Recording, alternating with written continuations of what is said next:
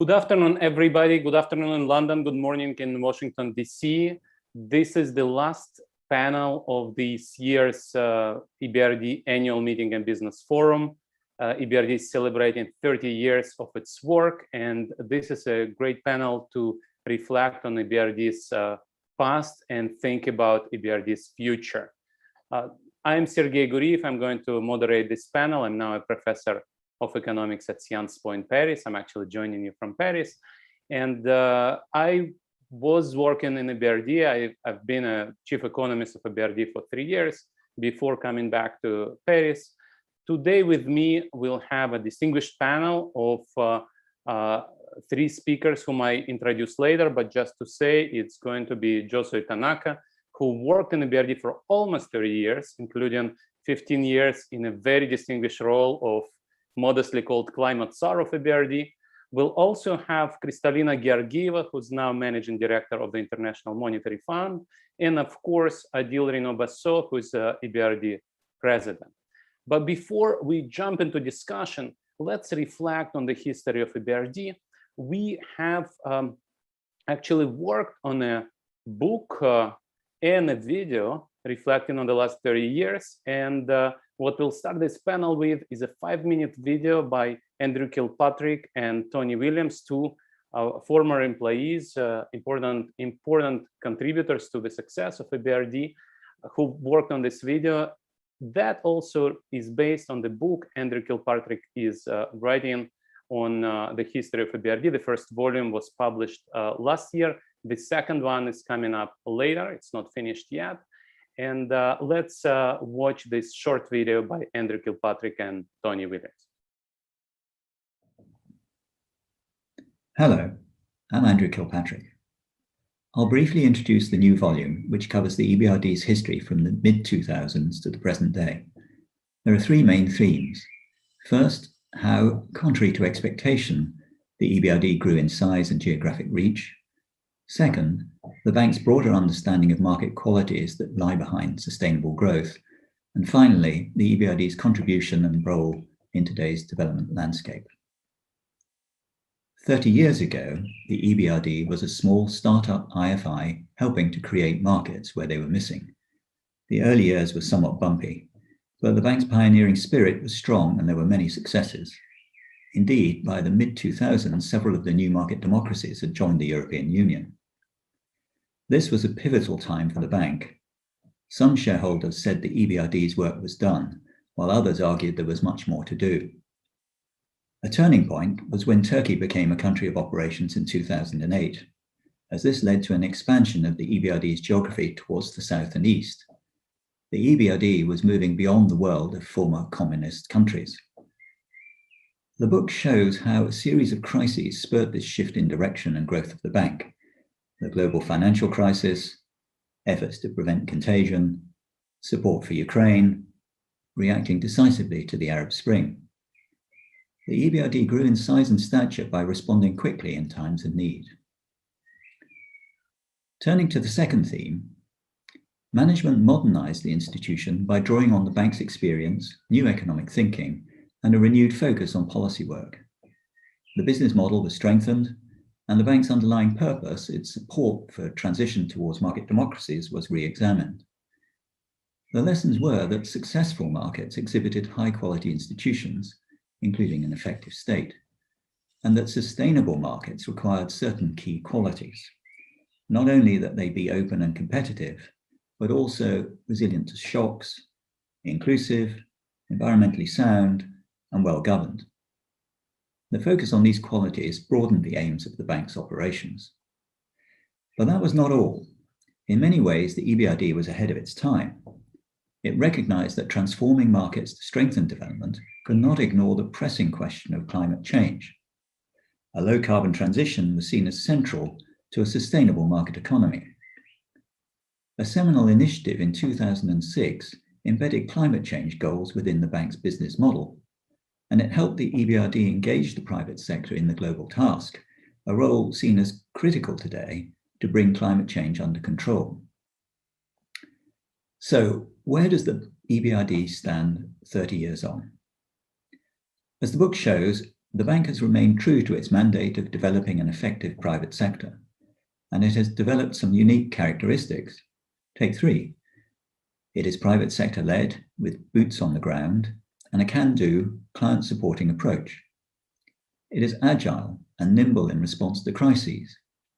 It focuses on systemic change, profitability, but with transformational impact. This history illustrates two further aspects of the bank's makeup that are relevant for the future. The EBRD shows that multilateralism works well when there is an agreed goal. In the bank's early days, this was establishing markets. More recently, the sustainability of market economies. Ahead, tackling the common threat from climate change. The EBRD also demonstrates a public-private partnership that really works. A bank which is backed by public capital and operates with private sector principles, and which works with the private sector to deliver public goals. The book makes clear that the public and private sectors must work together to meet urgent global and regional challenges. The EBRD is a genuinely attractive model for others to follow.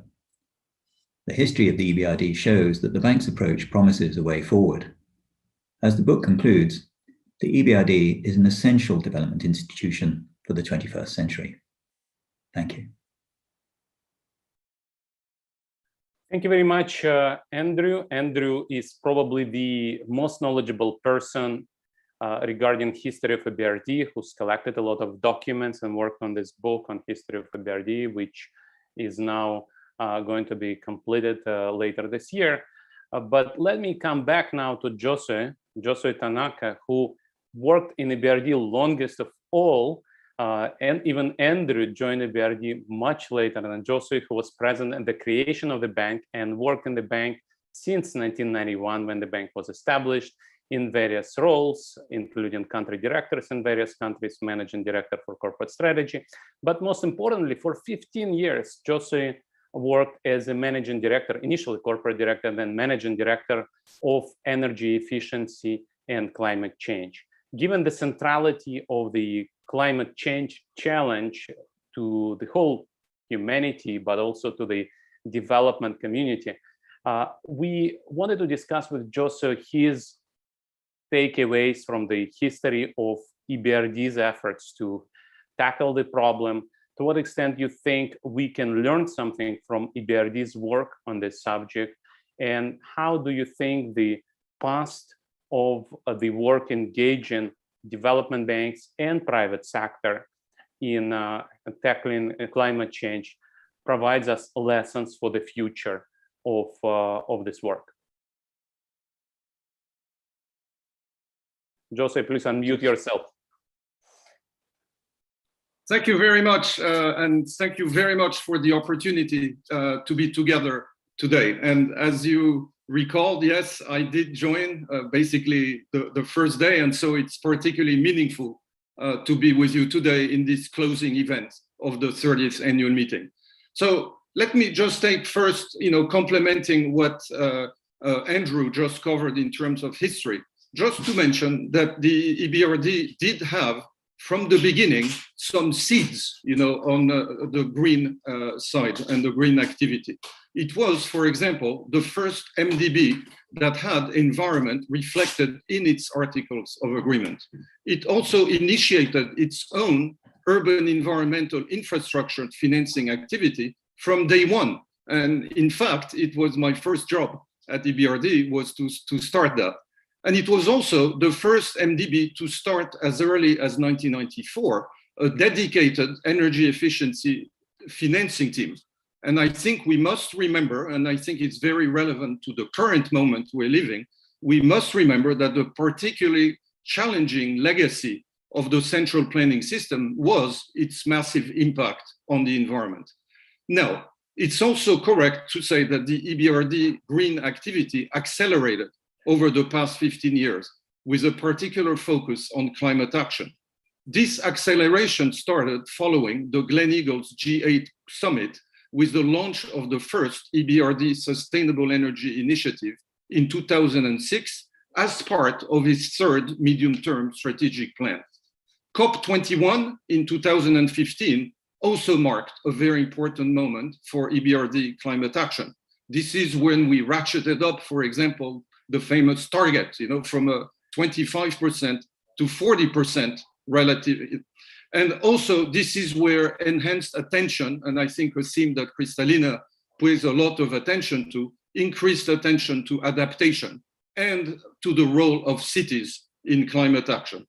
So it's relevant to note that the transition concept was updated during this period, internalizing green as a full dimension of transition.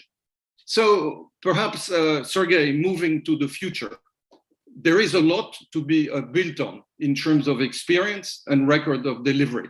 And I would speak here not only EBRD alone, but I would say the MDB system as a whole. And I would absolutely also include the IMF here, because I think there's been a huge increase of the system being able to focus and work on these topics. I think also, Odile, congratulations for yesterday, the decision by the Board of Governors, the statement, the commitment on Paris alignment.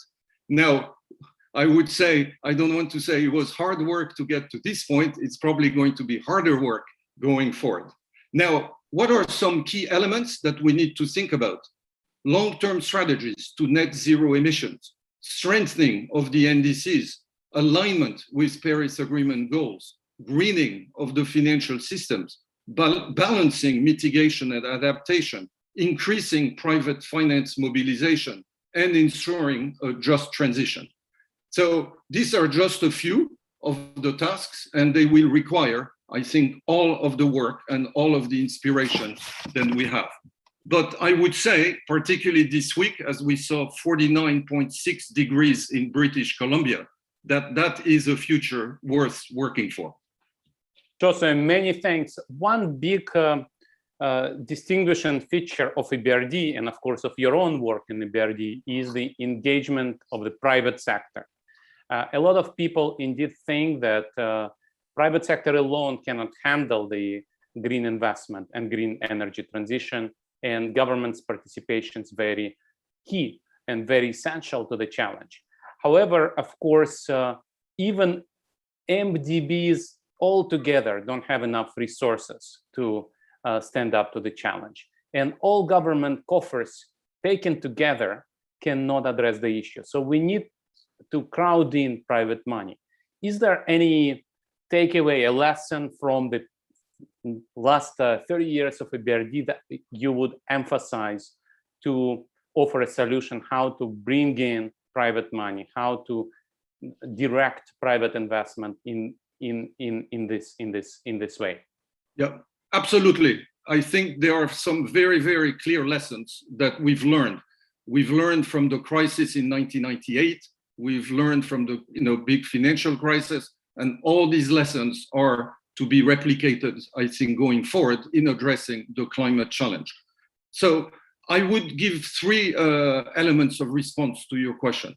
The first one is the absolute importance of policy work, right? And the policy context. We all talk about predictable signals, about carbon price, for example, which is a key fundamental element. We know why we are not yet there, because politically it's obviously a difficult challenge, but the importance of signals and the importance of the macroeconomic policy, for example, is extremely important.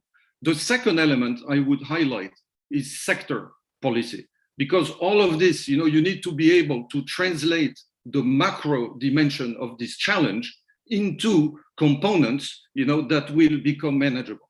I was educated in France, where, the philosopher Descartes is often mentioned. So my approach to this is always, when you have a very complex issue, try to divide it in as many pieces as you have pieces that can be managed, in a reasonable way.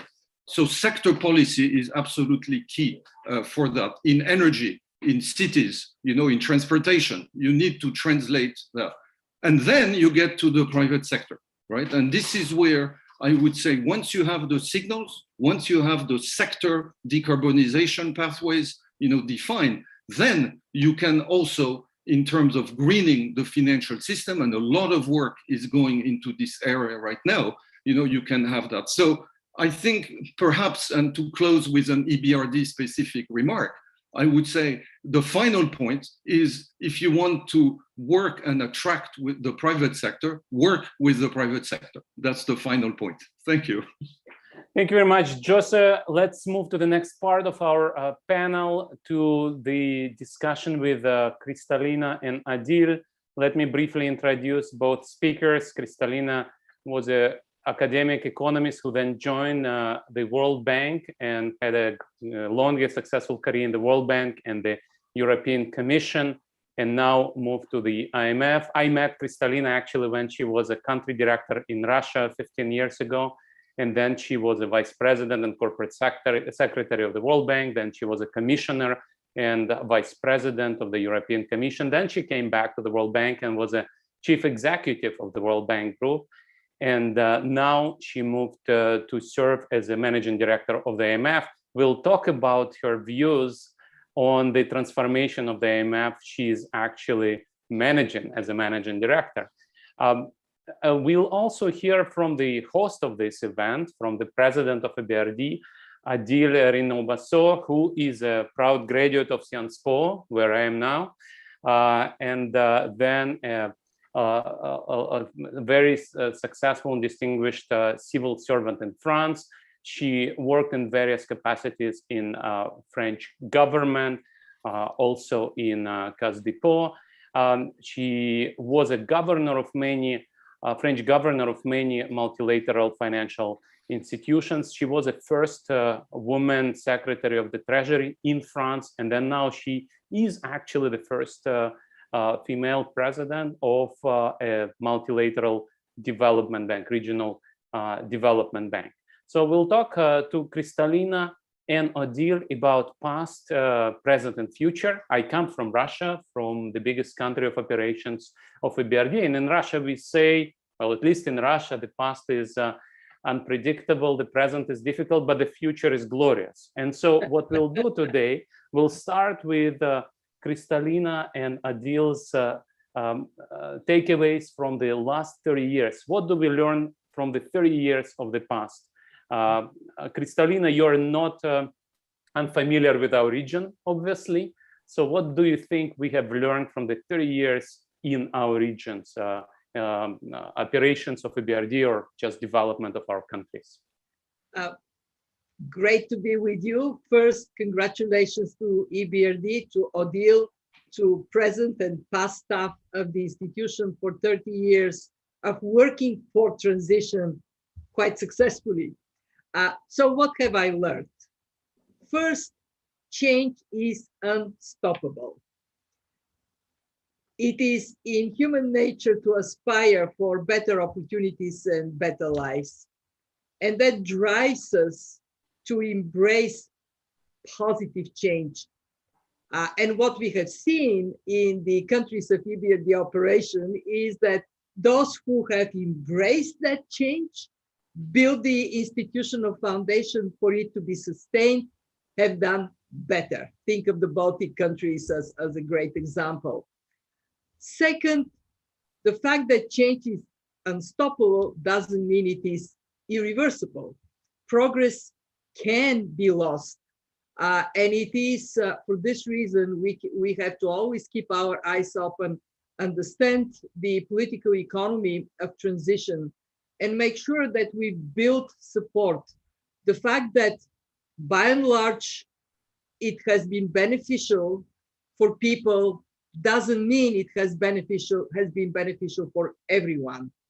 And the third, and I think it is perhaps the most important lesson to keep in mind for the climate transition, be aware of the law of unintended consequences and deal with it. In the countries in Eastern Europe, former Soviet Union, one of the big unintended consequences has been brain drain and the impact it had on the capacities of these countries to work.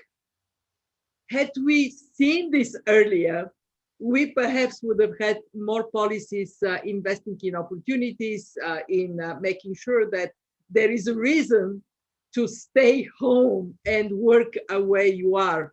And actually, that is what EBRD has been doing, creating opportunities in countries So there would be a magnet for people to work where they are, to embrace these opportunities, but also for others to move, to have more of a fluidity in this transition. And if I move it to the climate story, it is all these lessons are applicable. We have to recognize we ought to come as a world to prevent the tragedy of the commons from happening. And we have to do it mindful of the institutional foundation for sustained transition and the fact that some are going to be losing jobs and businesses, and therefore society has to be mindful of that just transition narrative. Thank you very much, Kristalina. Indeed, all these issues are actually extremely salient, especially in Central and Eastern Europe, where some countries are losing population. Some of the countries, including Bulgaria, but also Baltic states that you mentioned, are now have one quarter smaller populations. That doesn't mean that people who left are unhappy, and that doesn't mean that people who stayed are unhappy. But this is, of course, a challenge, and indeed I share your views that the EBRD is doing a lot and probably is going to do more to help create high productivity, high tech, and clean jobs for people to come back or to stay in those countries. Odile, what is your take on the history of EBRD? What do you think we have learned in those 30 years? Thank you, and thank you, Sergei and Kristalina and Josué for participating to this panel and this discussion. And what I would take is very similar to what Kristalina said, but first I think that the experience of 30 years show first that transition is possible. So there can be progress, there can be catching up, you can really make a journey and transforming the economy in depth in order to get better growth, better situation, better competitiveness. So this is possible. And I think that sometimes we are pessimistic about the outcome, but I think we need to recall that there has been some progress. The second thing is that it's not a linear journey. First of all, you can have progress and backtracking. You can have success and failure. So it's not linear. And also the concept of transition, what we want to achieve change over time. Josué recalled us how much we have embraced the green transition inside the concept of transition. So things are moving forward, and it's not what we meant 30 years ago is not exactly what we mean today. And today the green transition is taking an acuity and importance that we would not have expected, even if since the origin we had something of sustainability and green agenda in our own mandate. The third lesson is that private sector is key. You need to have society, SMEs, and private sector moving into a transition, being developed and so forth. But you also need strong institution, strong legal framework, and strong support from external partners. I think you need in the transition journey some anchor, and the IMF is playing a key role. EBRD hopefully has also played an important role in providing anchor, reference, external policy advice, helping to keep the direction right.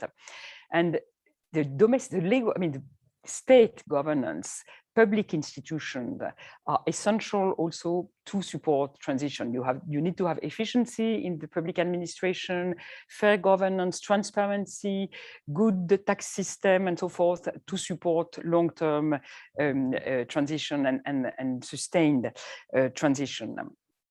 And the last point I wanted to make is that you also need to take into account, all the consequences. It's a bit like Kristalina mentioned, the unintended consequences. I think to keep the public support, to look at the impact on inequalities, and that's true also for the green transition, we need to take into account the impact on the sectors and population that risk being much more affected than others.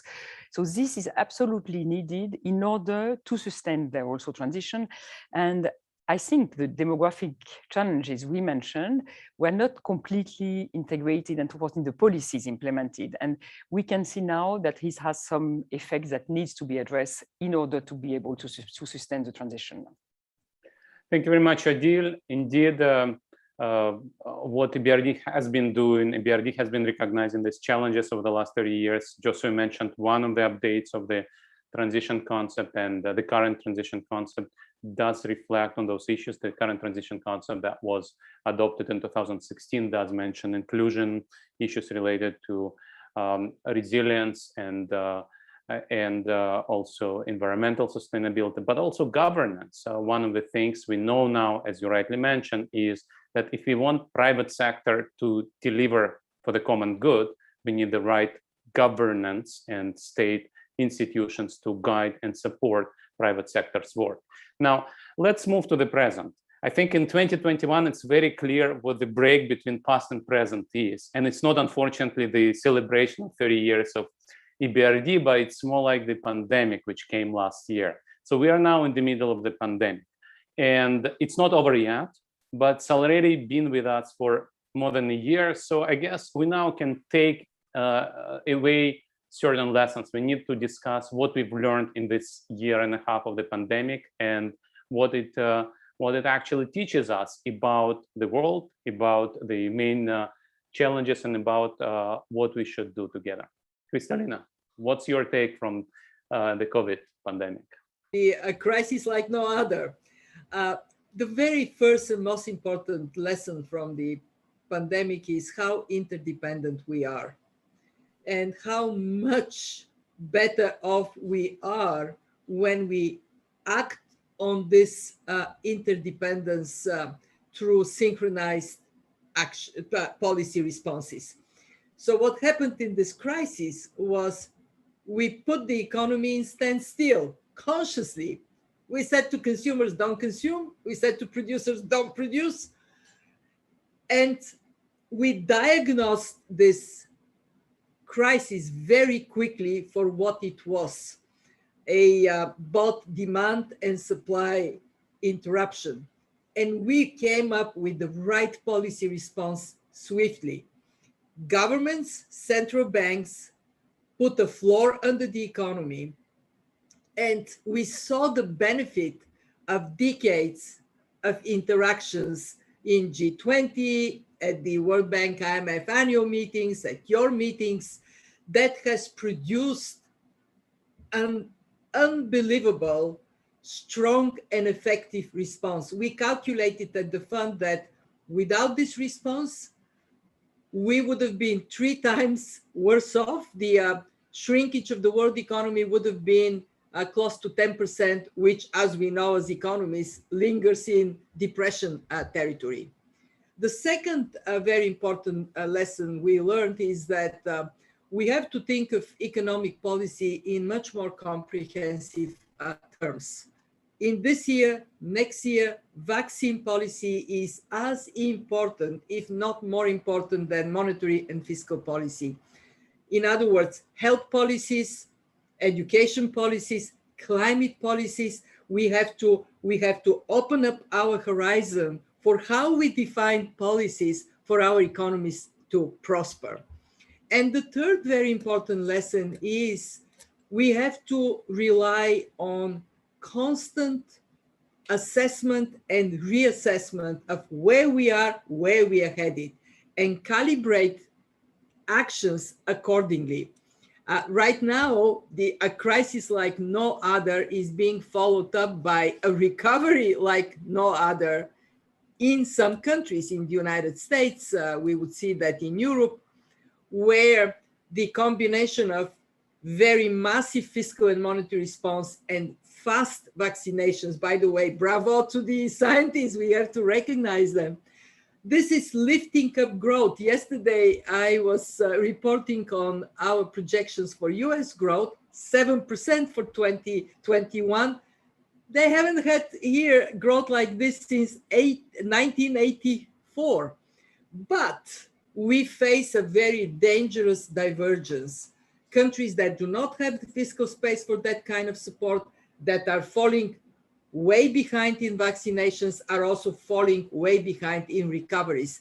And therefore, we have to make sure that we direct more attention to bridge these diverging recoveries for the benefit of everyone. Because if we don't, one, having part of the world to be holding back and, God forbid, faced with a follow-up debt crisis means that it could ricochet back economically for the rest of the world. And two, if we don't pull everybody out of the pandemic, we are leaving a breeding ground for more variants and more danger for the future.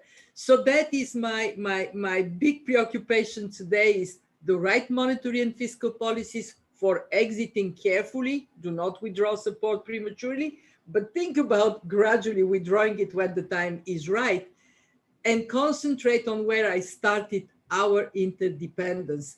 Care about the part of the world that is not yet on the recovery path. Thank you, Kristalina. As you rightly said, even economists today are becoming more and more of epidemiologists and virologists. And so we all now understand things like variants. And indeed, interdependence is no longer theoretical, but we know that unless we win this war together globally, we will not win it. We will leave the virus circulating, which will strike back even at places that are fully vaccinated against the previous variants. So I fully support what you've just said, and I move to Odile. Odile, what is your take from your very difficult taking over EBRD in 2020, and what do you think EBRD should learn from the current difficult situation in our countries from the COVID year? I think the first lesson I would draw is the adaptability. It's amazing to see how the world and each and everybody individually and collectively in our work, our organization and so forth, adjusted to work remotely, exchange dialogue on screens, and really adjusted to new ways of living. Yeah? So this adaptability has been amazing.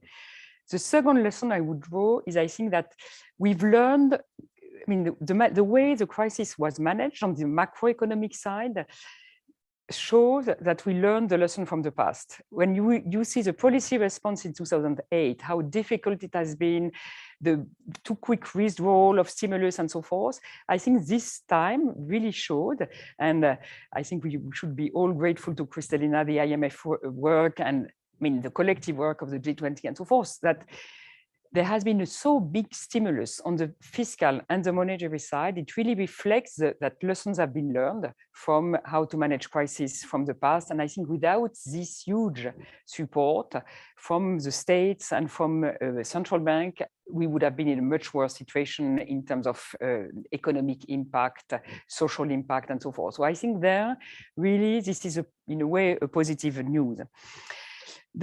Of course, as you mentioned, for me, the crisis also shows how much integrated, independent we are, how much the fact that we are in the same world, facing the same challenges is a reality.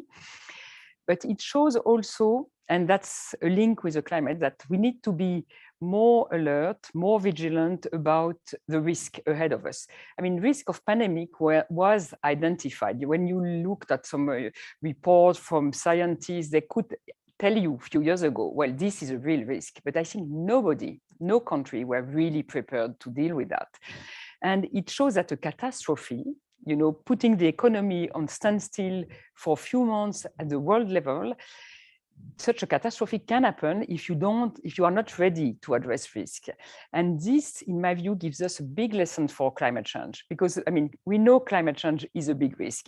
We are probably more aware than we were about the risk of pandemic, but action has been lagging behind because it seems to be quite far away. We may have considered that we have time, it's not immediate.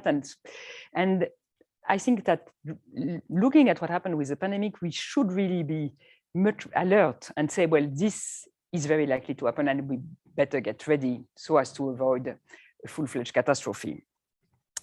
And the last point is, I think that cooperation, exchange of information, transparency about what's going on the pandemic, on the data, on, of course, multilateral cooperation on supporting countries less developed, countries that would have not vaccine and so forth, is absolutely key.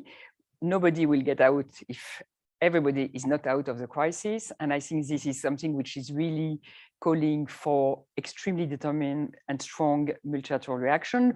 We have seen a lot of that, but there are still a lot of challenges ahead of us. Thank you, Odile. Indeed, this crisis was actually predictable. Some people would call it a black swan, but when Nassim Taleb, who popularized the concept of black swan, was asked about COVID being a black swan, he would always say it's not a black swan, it's a gray rhino. It's something completely predictable, but huge. But I think going forward, we have more gray rhinos. You mentioned climate change, but there are other issues that are ahead of us, other problems. So coming to the last part of our discussion, I would like to ask both Kristalina and you, Odile, what you think about the future. What should be the priorities for IMF and EBRD, other multilateral institutions, development community, how we should transform our institutions if necessary, and how should we work together? Kristalina, what is the future and what should we do about the future? The further we look, the deeper the fog. But there are certain things we know.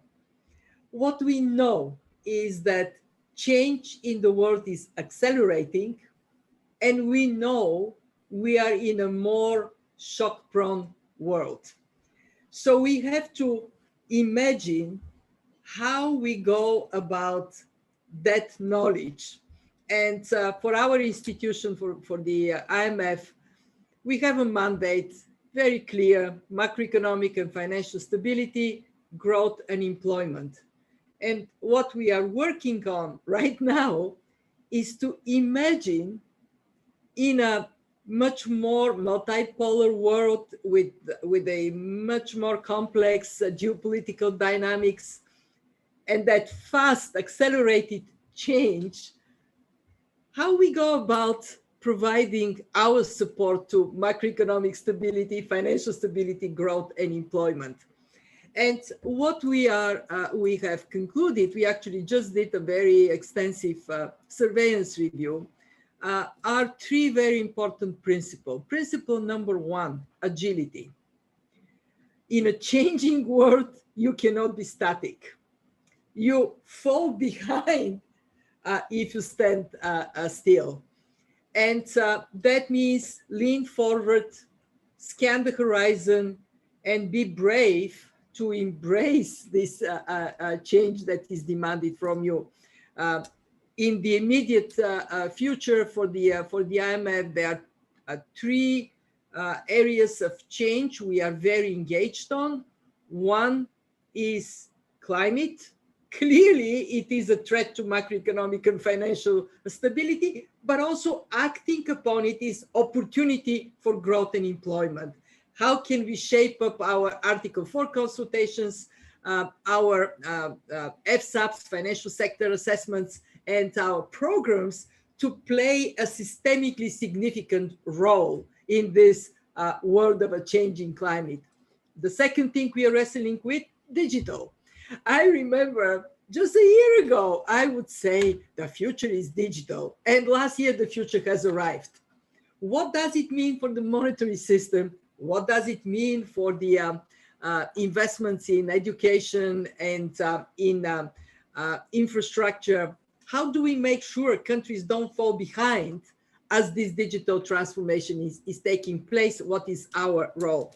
And the third one is what I mentioned before, a diverging world is a dangerous world. It is unstable world. So how can the fund play a more progressive role in helping countries that are falling behind, especially in this digital transformation, to catch up? And I want to recognize our membership for taking a very significant action. We just last Friday got an approval of special drawing rights allocation, largest in our history, 650 billion, mostly because we are trying to build a foundation for those that are in tough position to step up. So that looking in that first principle of agility, identifying the priorities that are clearly going to impact the next 10, 15, 20 years, integrating them in our work is the second building block. And the third one is working with others. I cannot tell you how important it is for us at the IMF to work with our 190 members, to work with other organizations like EBRD, to work with think tanks, so we can have as calibrated and open mind.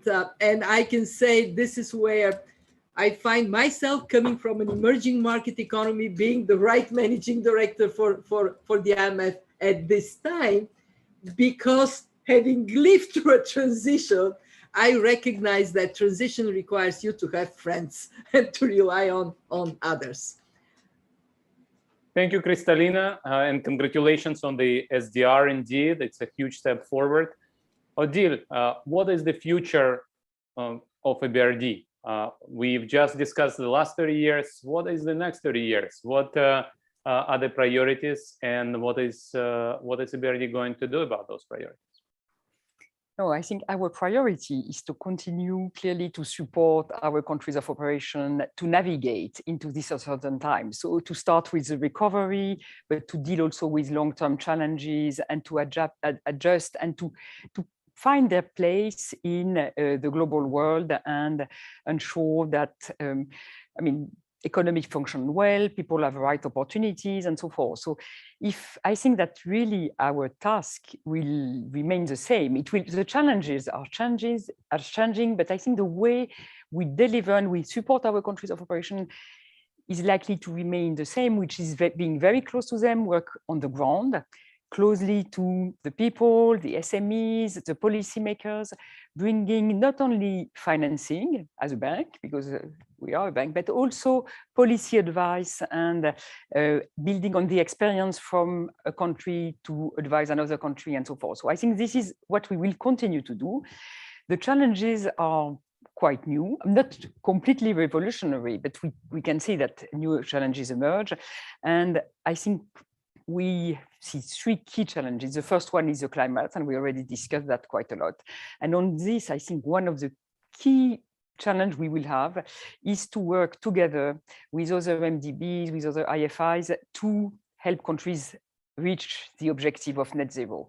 Because it's not only about financing, and then we will need to mobilize resources, we will need to mobilize the private sector and so forth, but we will also need to accompany the right policies. That was a point Jose was making, which is if you want to reach this net zero objective, you need to have tax policies in place, you need to have regulatory policy. And what will be very important is that the whole international community and every institution are working together so as to make the best out of what we can deliver and be up to the challenges.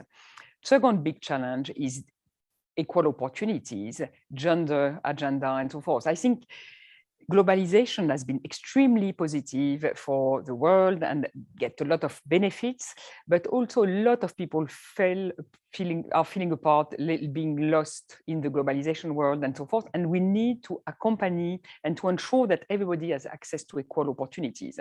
And that's a big challenge in a number of countries. It's access to education, training, reskilling, good jobs, for gender, for women as for men, and for the whole population. And this is absolutely key if we want to keep support in the institution, support for globalization, and this is a bit of a challenge currently, I would say. And the last challenge is, probably others, but the third challenge for our perspective is digitalization. It's a major opportunity. We've seen the world completely accelerate, the adjustment to digitalization accelerating, but here also you have a bit a risk of too speed. And I mean, countries with huge companies having a lot of, growing and huge capacities in this area, and other countries lagging behind, being more sort of users and not producers of digital goods and so forth. So ensuring that all countries have access, first of all, to digital services, but also have the capacity to develop digital companies and so forth is absolutely key. And it's a very big opportunity, but we need to accompany countries and clients to seize it. So I think that there is a lot of things to be done. I completely agree with Kristalina that working together will be absolutely key. I think there is not much each institution can do alone. And I think that really working as a system and together with other MDBs and with our countries of operation, it will be absolutely key if we want to succeed. Thank you very much, Odile. Indeed, Kristalina and you have put together a list which is quite similar, which is climate, digital, and inclusion, fighting inequalities. These issues are, of course, related to each other. And finally, also the solution is to work together, because these are global problems and they can only be addressed by global community. Unfortunately, we are running out of time, and this exciting discussion is coming to a close. This is actually the last panel of the 30th anniversary annual meeting at EBRD. This is the official end of the first 3 decades of EBRD's history, which means also it's a grand opening of the next 3 decades. And with that, I would like to give floor to Odile Renaud-Basso, the president of EBRD, for concluding words for this annual meeting. Odile. I would just like to thank all the participants to the annual meeting, and in particular, all the panelists who contributed to help us thinking the future, thinking about the past, thinking about the future, thinking how we can make the world better for everybody. And I think that, our objective is to change life. And I think that to do so, it's quite an ambitious objective.